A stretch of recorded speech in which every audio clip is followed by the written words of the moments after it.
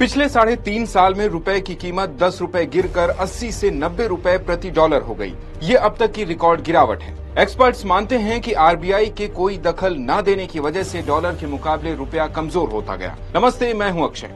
क्या वाकई आरबीआई की चूक से डॉलर 90 रुपए के पार चला गया या इसके पीछे कोई और वजह है और आम लोगों पर इसका क्या असर होगा, जानेंगे आज के एक्सप्लेनर में।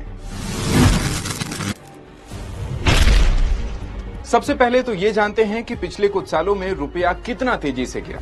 साल 2000 में डॉलर के मुकाबले रुपए की कीमत 44 रुपए 76 पैसे और 2013 में 54 रुपए प्रति डॉलर हुई। इसके बाद पिछले 12 सालों में यानी 2025 तक रुपए की कीमत 36 रुपए गिरकर 90 रुपए प्रति डॉलर पर आ गई।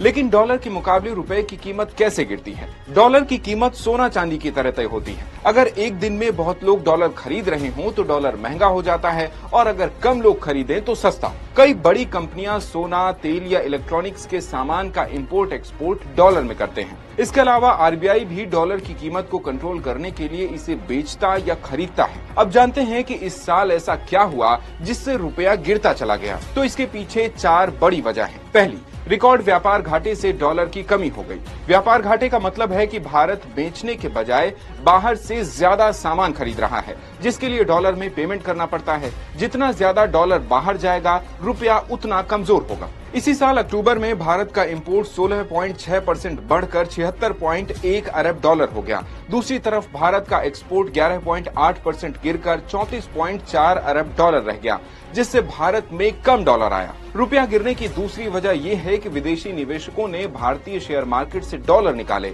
साल 2025 में विदेशी निवेशकों ने भारतीय इक्विटी मार्केट से कुल 1,55,000 करोड़ रुपए निकाले हैं, जो पिछले 2 दशकों में सबसे ज्यादा। पूरा वीडियो देखने के लिए डाउनलोड करें दैनिक भास्कर ऐप।